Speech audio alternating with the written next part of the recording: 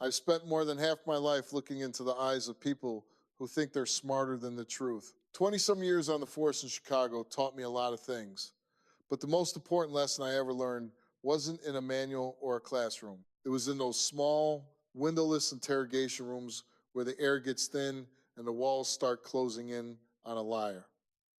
I learned the smell of a lie. I learned the way a person's eyes shift when they're trying to build a bridge over a gap in their story that shouldn't be there.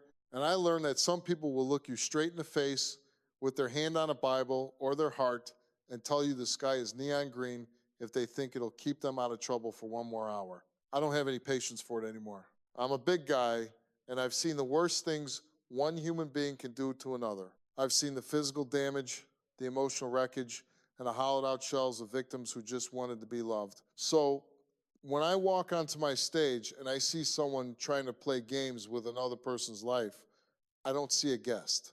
I see a problem that needs to be solved. I see a ruse that needs to be dismantled. People ask me why I get so angry, why I yell, why I throw chairs. It's simple. I'm tired of the excuses. I'm tired of the I didn't mean to and the it's not what it looks like. It is exactly what it looks like. It's usually worse than what it looks like. I've lived in the reality of the streets where choices have consequences that end up in a morgue or a cell. Out here in the world of talk shows and bright lights, people think they can escape those consequences with a smooth tongue and a bit of fake crying. Not with me. I'm not a therapist. I'm not here to validate your feelings or tell you that your childhood trauma makes it okay to betray the person you claim to love. I'm here to find the truth, protect the victim, and draw a line in the sand. You're either on the side of what's right or you're on the side of the liars. And if you're a liar, you're going to have a very bad day in my house. Today, the file on my desk felt heavier than usual. It wasn't because of the number of pages, but because of the timing. We're talking about a wedding that's supposed to happen in 72 hours. I look at the photos of Mark and Sarah. They look like the couple you see on the front of a greeting card. They're young, they're smiling, they look like they have the whole world in front of them. Mark is a guy who works hard, keeps his head down, and clearly worships the ground this woman walks on. He spent 3 months' salary on a ring because he wanted her to have the best. He's the kind of guy who still believes in the forever part of the vows. Then I look at Sarah. She's beautiful, she's articulate, and she's currently being accused of spending her bachelorette weekend doing more than just dancing with her bridesmaids. Mark found messages. He found a video that someone sent him anonymously, a grainy, dark clip of a woman who looks exactly like his fiancée walking into a hotel room with a man who definitely isn't him. He's sitting in my backstage area right now, and he looks like a man waiting for a heart transplant.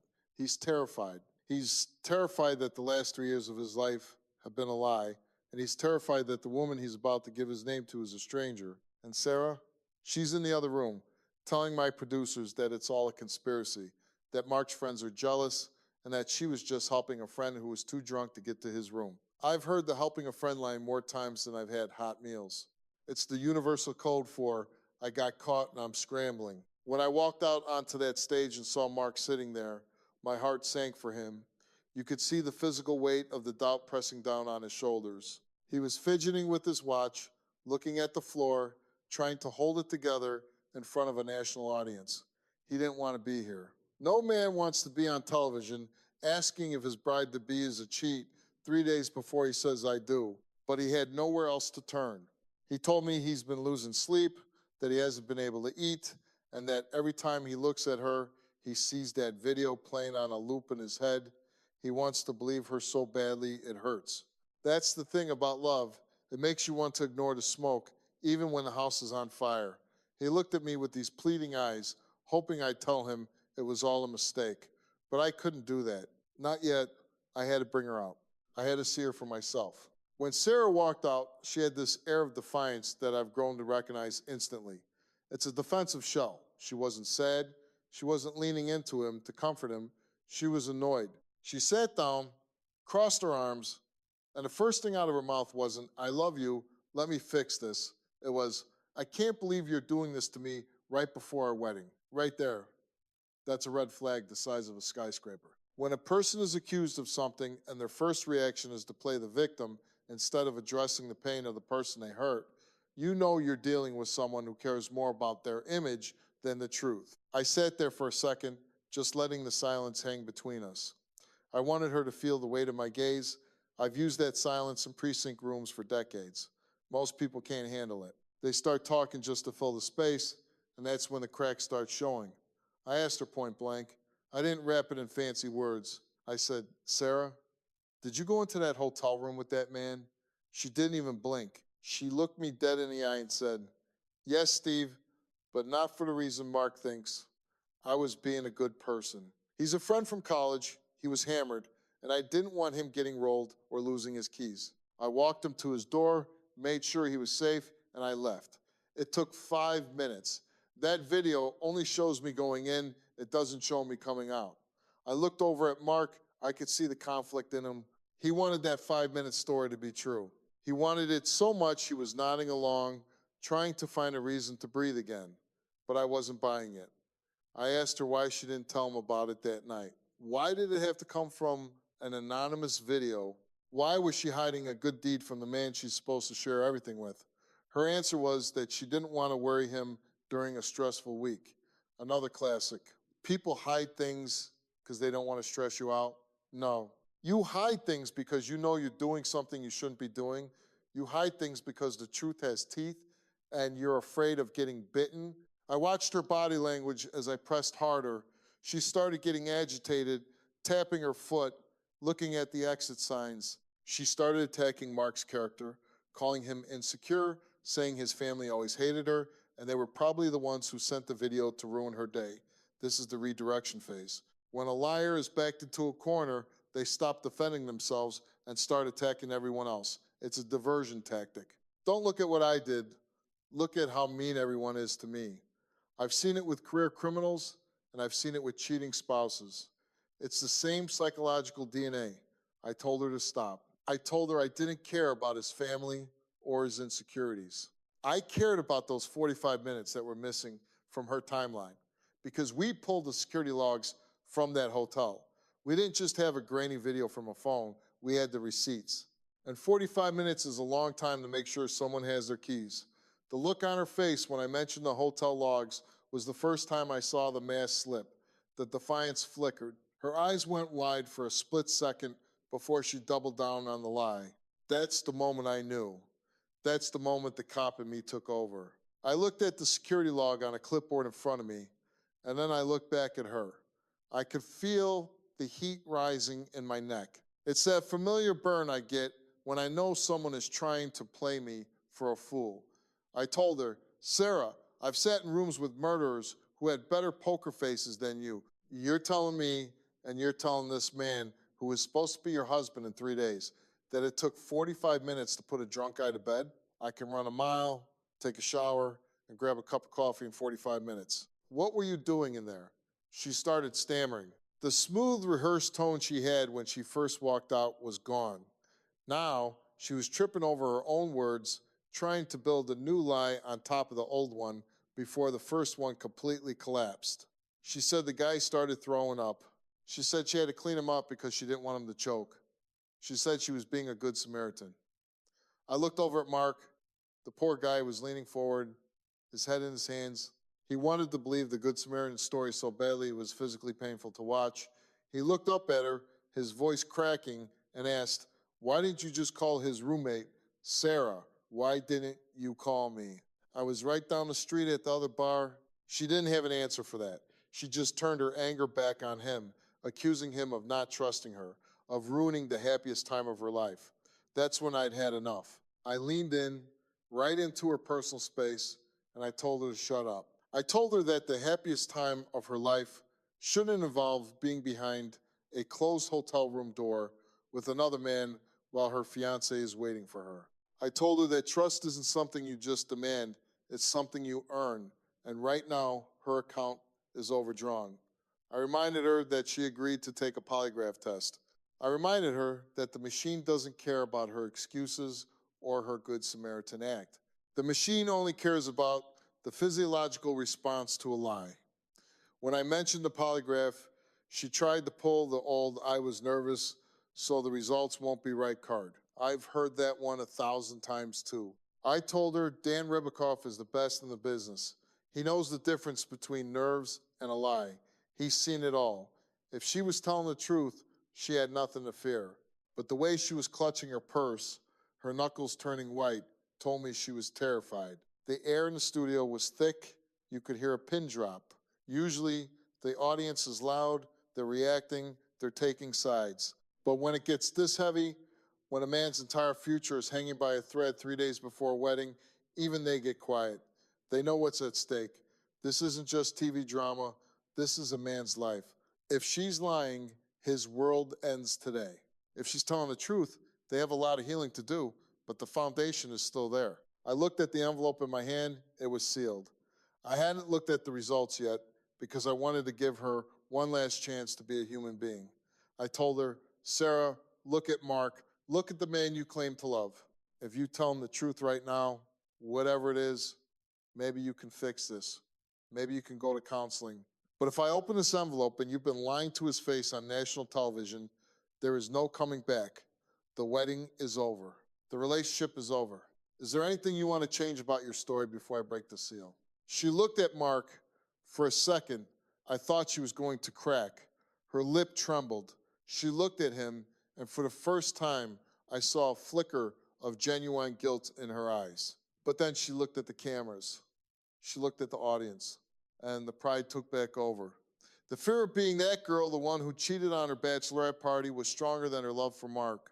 She took a deep breath, squared her shoulders, and said, I have nothing to change, Steve. I told the truth. I shook my head. It's the arrogance that gets me. It's the belief that you can just out-talk the facts. I opened the envelope. I did it slowly. I wanted her to feel every second of it. I pulled out the paper, and I didn't even have to read the whole thing. I saw the words, prove deceptive, in big, bold letters next to the questions that mattered. I didn't say anything at first. I just stared at the paper. Then I looked at Mark. My heart broke for the guy. He was looking at me, searching my face for any sign of hope. I had to be the one to put the bullet in his dreams. I looked at Sarah and I asked her again, did you have any sexual contact with that man in that hotel room? She said, no. I asked, did you engage in any form of physical intimacy with him? She said, no. I looked at the paper and I said, the polygraph determined that you were lying to both of those questions. The explosion was instantaneous. Mark didn't yell. He didn't scream. He just let out this low, guttural moan, like someone had just punched him in the stomach. He stood up, stumbled back, and fell into the chair behind him. Sarah, on the other hand, went into full-blown attack mode. She started screaming that the test was rigged, that I was a liar, that the machine was broken. She stood up and tried to walk toward Mark, but I stepped in between them. I wasn't going to let her near him. Not now. Not after what she'd just done. I told her to get back. I told her she didn't get to touch him. I told her she'd spent the last hour lying to his face, lying to me, and lying to herself, and now she was done. I looked her right in the eyes, and I told her she was a coward. It takes a special kind of cowardice to let a man go through with a wedding, to let his family fly in from out of town, to let him spend his life savings on a party, all while you're carrying a secret like that. I told her she wasn't a victim of a rigged test. She was a victim of her own choices. She kept screaming, making a scene, trying to flip the script, but the audience wasn't having it. The boos were deafening. She had lost the room, she had lost her fiancé, and she had lost her dignity. But she still wouldn't admit it. She was still fighting the truth, even as it was burying her alive. I turned my back on her. I didn't want to give her another second of my breath. I went over to Mark. He was shaking. I put a hand on his shoulder, a hand that's held back angry crowds and comforted grieving parents. I told him, Mark, look at me. It hurts. I know it feels like your world is ending, but I want you to think about something. That machine didn't ruin your life today. It saved your life. Imagine if you found this out 6 months from now or a year from now after you'd bought a house together or had a kid. Imagine the legal mess, the even deeper betrayal you found out today. You found out before you signed that paper. You're a good man, and you deserve a woman who doesn't need a 45-minute Samaritan stop in a hotel room. He looked up at me, tears streaming down his face, and he just whispered, How could she do this, Steve? We were going to be happy. That's the question that haunts every victim, the why. And the truth is, there usually isn't a good answer. Sometimes people are just selfish, sometimes people are just broken. But whatever the reason, it wasn't Mark's fault. I told him he had to be strong. I told him he had to walk out of here and not look back. I told him that the woman he thought he was marrying didn't exist. The woman standing over there screaming at the producers was the real Sarah. That was the person he was going to spend his life with. He looked at her one last time, and I saw the moment the switch flipped. The love didn't go away, that takes time, but the respect was dead. He saw her for what she was. He stood up, ignored her completely, and walked off the stage. He didn't give her the satisfaction of another word. I stood there on the stage, the heavy silence of the crowd finally replaced by the sharp, piercing sound of Sarah's denial. It's a sound I've heard in the back of squad cars and in the hallways of the Cook County Courthouse. It's the sound of someone who has run out of road and is trying to dig a hole to hide in. She was pacing now, pointing her finger at the polygrapher, calling him names, saying the whole thing was a setup designed to get ratings. I've heard it all before. When you can't argue with the facts, you attack the messenger. I let her go for a minute. I let her show the world exactly who she was. Every time she opened her mouth to scream another insult, she was just proving my point. She wasn't worried about Mark's heart. She wasn't worried about the man who is currently backstage having a nervous breakdown. She was worried about her reputation. She was worried about the fact that her bridesmaids, her family, and her future in-laws were going to see this. She was mourning her image, not her relationship. I stepped into her path and I didn't raise my voice. I didn't have to. I found that when you speak with the weight of the truth behind you, you don't need to shout to be heard. I told her to look at the screen. I told her to look at those red lines on the chart. I told her that those lines represent her heart rate, her sweat glands, and her respiratory patterns. I told her, Sarah, your body told the truth even when your mouth wouldn't. You can lie to me. You can lie to Mark. You can lie to the cameras. But you can't lie to your own nervous system. You were in that room, you were with that man, and you did exactly what you're accused of doing. She tried to look away, but I moved with her. I wanted her to feel the pressure. I wanted her to understand that there is no out here. This is the part of the job that people think I enjoy, but they're wrong. I don't enjoy watching a life crumble. I don't enjoy seeing a wedding get canceled 3 days before the I-dos, but I do enjoy the clarity of it. In my world, there is right and there is wrong. There is the truth and there is the lie. There is no gray area when it comes to betraying the person you've promised your life to. I told her that what she did wasn't just a mistake. A mistake is forgetting to pick up the dry cleaning.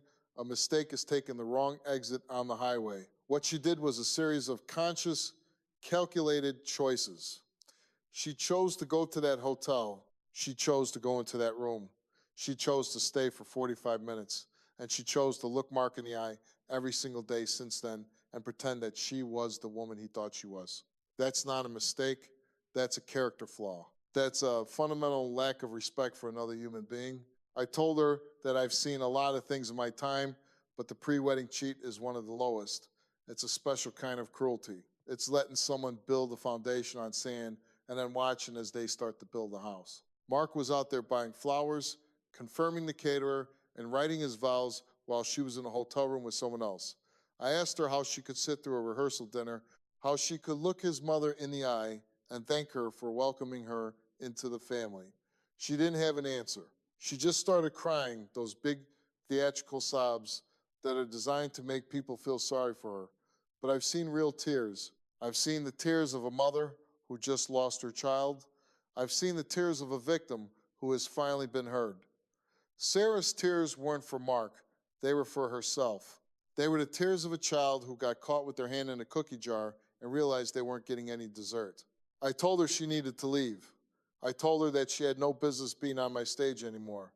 She'd had her chance to be honest, and she threw it away. She started to argue, saying she needed to talk to Mark, that she could fix this if I just let her go backstage. I laughed. It wasn't a happy laugh. It was the laugh of a man who knows exactly how this movie ends. I told her, fix what, Sarah? You didn't just break a glass. You detonated a bomb in the middle of this man's life. There is no fixing this. There is only the aftermath. I told her that if she had any shred of decency left, she would leave him alone.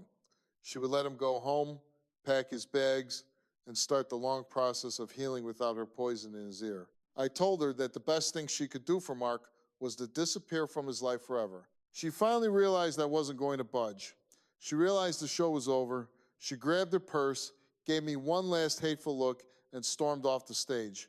The audience let her have it. The boos followed her all the way to the wing. When she was gone, the energy in the room shifted. It went from high-tension confrontation to a somber, heavy reality.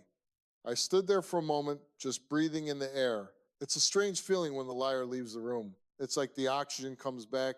I looked at the audience, and I saw a lot of people shaking their heads. I saw women holding their husbands' hands a little tighter.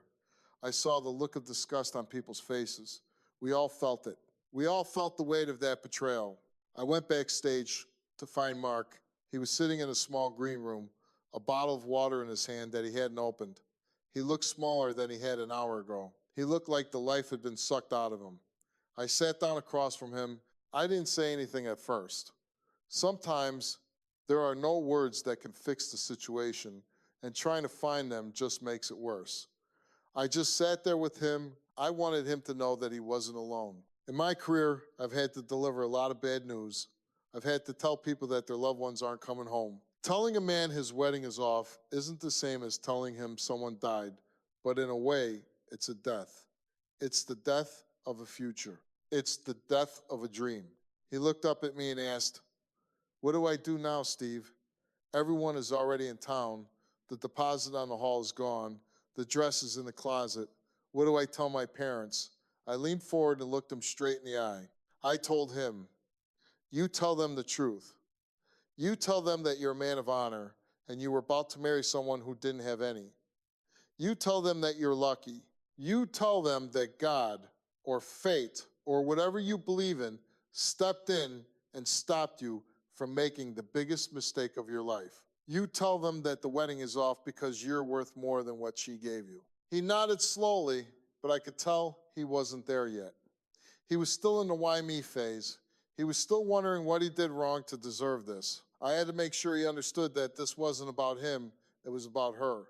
Her choices, her character, her failure. I told him that he was going to walk out of this building and he was going to feel like he was underwater for a while. Everything was going to feel heavy and slow. But eventually, he was going to break the surface. He was going to breathe again. And when he did, he was going to realize that he dodged a bullet. I've seen men who didn't find out. I've seen men who spent 20 years with a woman like Sarah, only to find out she'd been cheating the whole time. Those are the guys I really feel for. They lost decades. Mark only lost a few years. It's a high price to pay, but it's better than an alternative. I told him he had to go home and change the locks. He had to cut off all contact. No closure talks, no one last meeting. Liars use those meetings to weave more webs. I told him to be done. I stood up from that chair in the green room and watched Mark walk toward the exit. He didn't look back. He didn't ask for Sarah. He just kept his head down, tucked his hands into his pockets, and disappeared into the hallway. That was the last time I'd ever see him, but I knew he was going to be all right. It wouldn't be today, and it wouldn't be tomorrow, but eventually the fog would lift. As for Sarah, she was still out there somewhere, likely trying to convince a security guard or a production assistant that the polygraph was a scam. People like that don't stop. They don't have a bottom. They just keep digging until they hit bedrock, and even then, they'll blame the shovel for the hole they're in. I walked back out onto the stage to clear my head. The lights were still up, but the seats were empty. It's in these moments, when the noise stops, that the reality of what we do here really sinks in. I've spent my life dealing with the fallout of bad choices. In Chicago, it was often blood and yellow tape. Here, it's broken hearts and shattered families. But the root cause is always the same, a total lack of accountability. We live in a world where everyone wants a trophy just for showing up and nobody wants to take the blame for the mess they made. Sarah sat on the stage and looked me in the eye, a man who has spent 30 years reading people, and she thought her Good Samaritan story was enough to cover up a 45-minute betrayal. It's the arrogance of it that sticks in my throat. It's the idea that she could stand on the precipice of a lifelong commitment and still thinks she could have her cake and eat it too. Marriage isn't just a party. It's not just a white dress and a fancy cake and a bunch of photos for your social media feed. It's a contract. It's a promise that when the world gets cold and dark, you're the one person who will stand by that other human being. And she didn't even make it to the altar before she broke that promise. She treated Mark like a safety net rather than a partner. He was the guy who provided the stability, the ring, and the future while she went out and looked for excitement in a hotel room. It's disgusting. There's no other word for it. I look at that empty chair where she sat, and I think about all the Sarahs I've encountered. They always have an excuse. They always have a reason why their situation is different. They think that because they have a reason, they don't have a responsibility. But your reasons don't matter when you're hurting someone else. Your needs don't give you the right to lie to the person you claim to love. I have zero tolerance for it. If you want to be single, be single. If you want to see other people, have the guts to say so. But don't lead a good man down the path to a wedding while you're keeping secrets that would make him sick. That's not a mistake. That's predatory behavior. You're preying on his trust. You're preying on his kindness. You're using his love as a weapon against him. I walked over to the edge of the stage and looked out at the darkened studio. My crew was starting to wrap things up, coiling cables and moving cameras. They've seen hundreds of these cases, but even they seemed a bit quieter today. This one felt different because of the 3-day countdown. It felt like we were defusing a bomb with 1 second left on the timer. If we hadn't done this show today, Mark would be standing at that altar on Saturday. He'd be looking into her eyes, making those vows, and he'd be doing it based on a lie. He'd be starting his life with the woman who had already betrayed him. That's a prison sentence, and I'm proud that we stopped it. I'm proud that we gave him the truth, even if the truth was a sledgehammer to his chest, because a painful truth is always better than a comfortable lie, always. People ask me if I ever get desensitized to this. They ask if, after all these years, I just stopped caring. The answer is no. If I stop caring, I shouldn't be doing this. The day I can look at a man like Mark and not feel his pain is the day I need to retire and go sit on a porch somewhere. You have to care. You have to be willing to get down in the mud with these people and help them find their way out.